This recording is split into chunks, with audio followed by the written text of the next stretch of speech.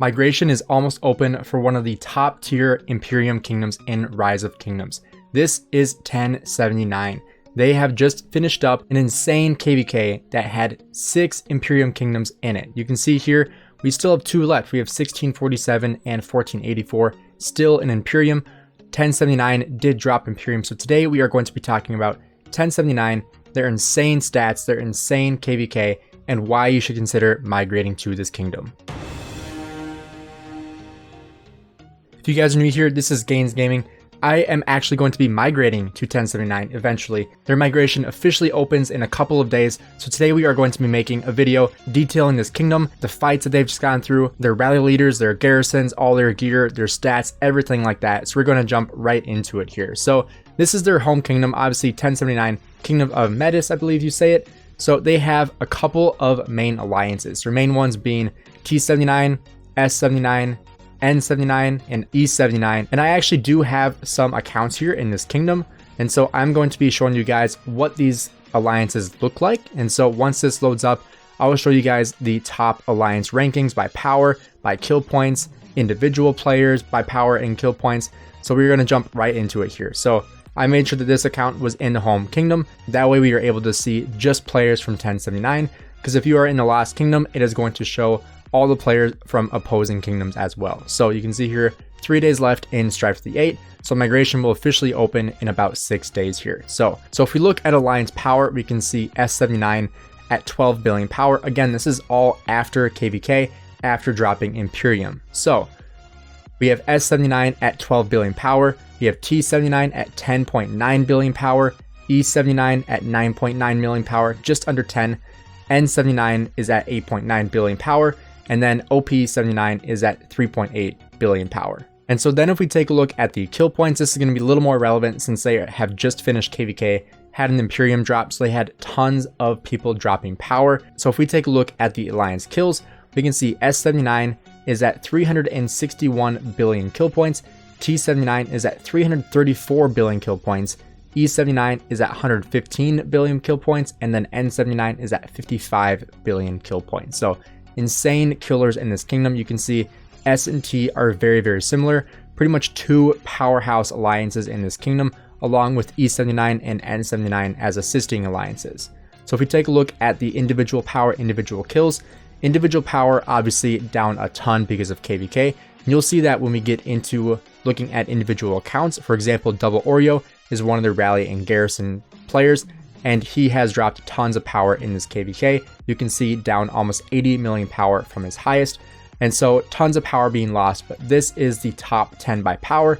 So we are starting at 166 million power with Jice, 152 million power. We have 5 over 100 million power right now.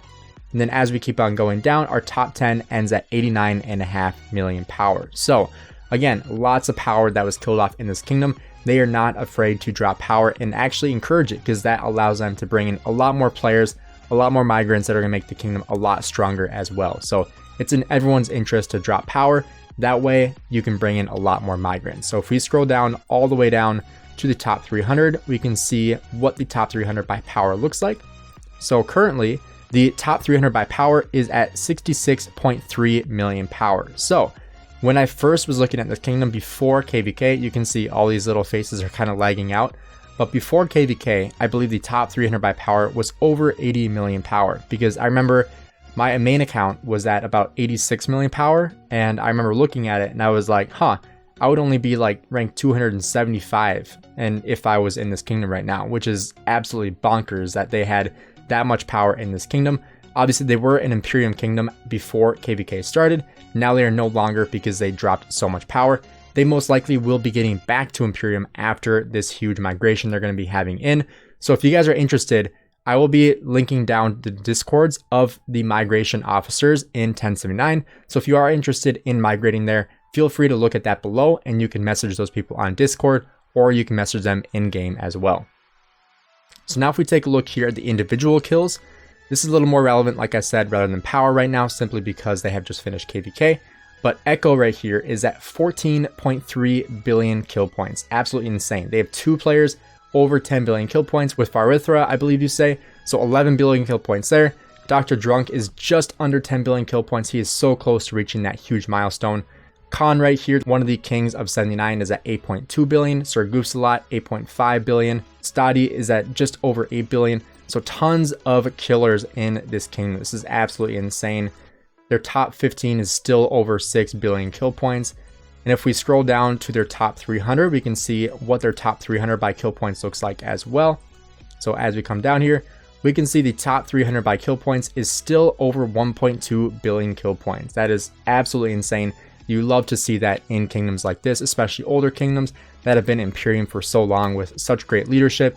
You can see that they do enforce these kill requirements amongst their players, because if not, their top 300 by power would be nowhere near 1.2 billion kill points. So great amount of kill points in this kingdom. That is very relevant when looking at the alliance kill points as well. So we are going to throw a couple screenshots on the screen right here so we can take a look at their Ark of Osiris history, their commanders, their rally leaders, their gear, all that kind of stuff. So you guys can kind of take a look at what this kingdom looks like in a deeper depth.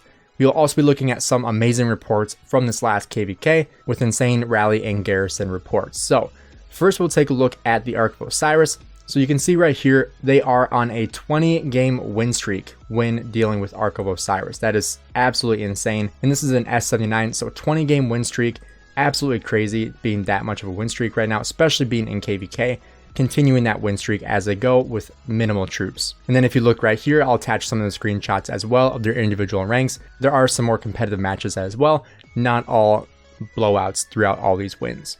All right, next right here, we'll take a look at their kills before Kingsland in this last KVK. And like I said, this was a 5v3 with 6 Imperium kingdoms fighting it out in this KVK. So right here, we have pre-Kingsland rankings with total kills, kill points, deads, T4 and T5 kills. So we can see right here, T79 has just under 2.1 billion kills, 400 billion kill points gained, 291 million dead troops, 477 million T4 kills, and 1.76 billion T5 kills.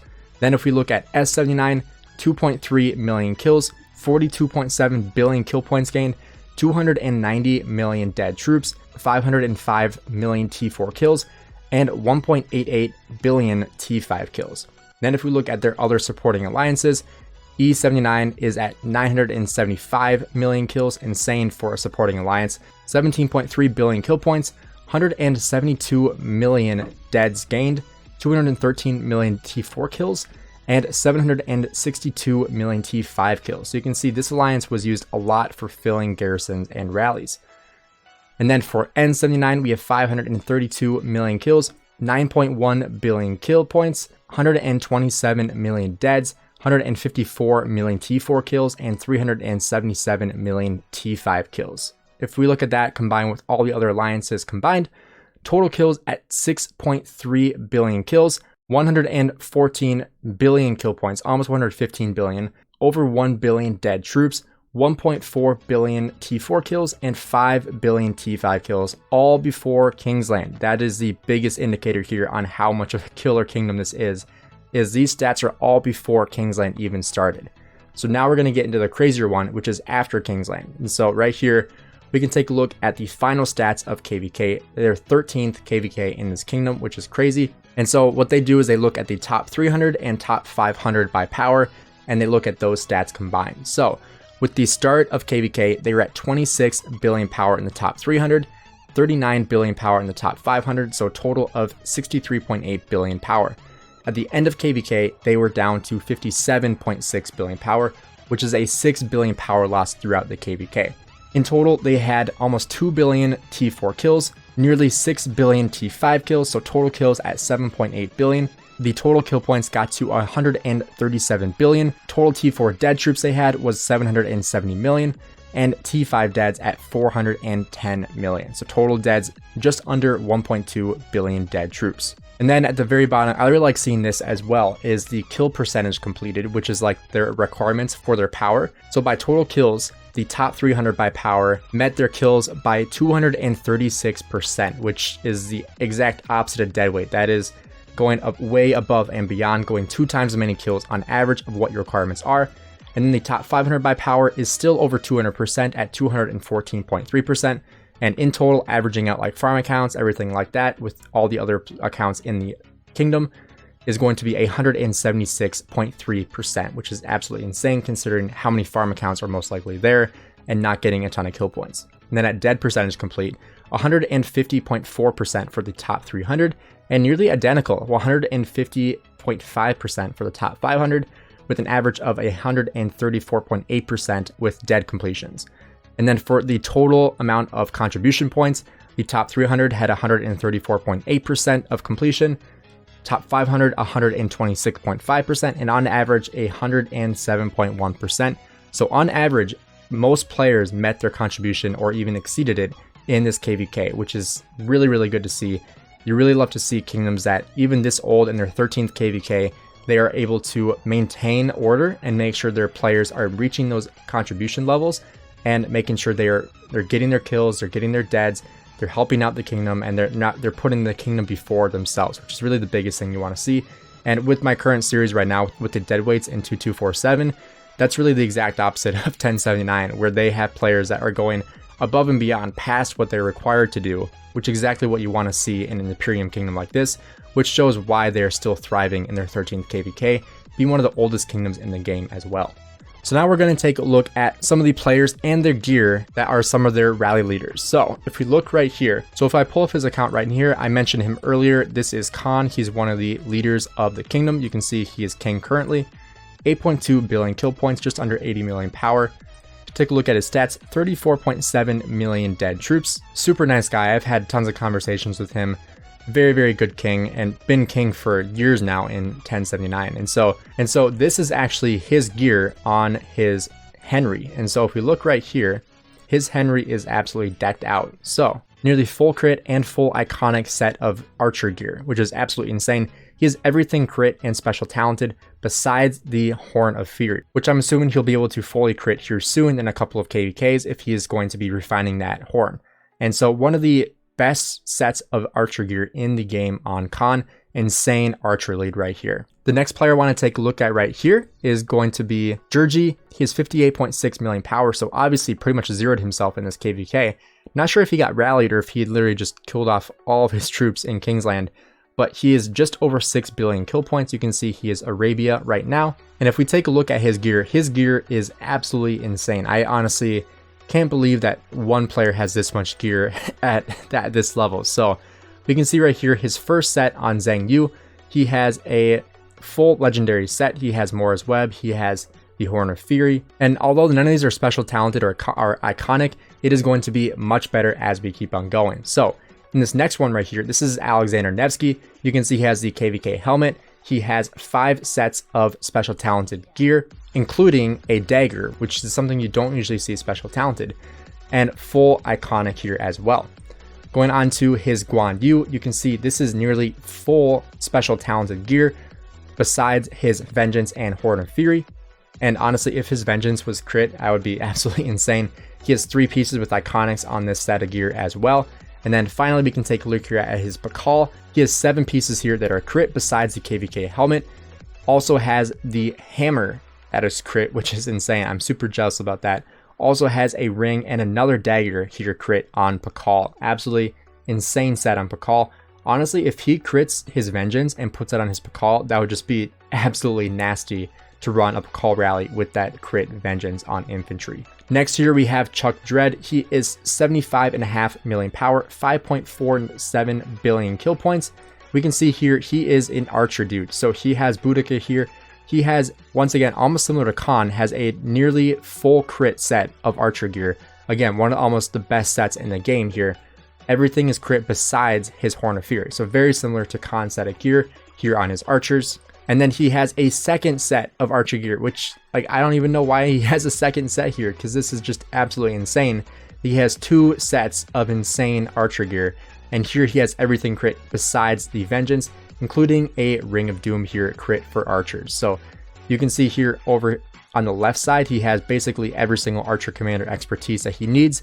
So absolutely insane archer count here with Chuck. And then right here we have Double Oreo. I showed you his account earlier, 106 million power still, 6.9 billion kill points. He also has an insane rally that we'll be taking a look at here shortly. but here is his gear. So you can see here on his Guan, he has nearly all special talented gear besides his dagger and his vengeance, 6 of which are also have the iconic crystal on them. And then if we look here at his cav gear, he has a full special talented besides his weapon here. I believe that is the VIP weapon, if I'm not mistaken. Also has the Khan helmet special talent, which is crazy.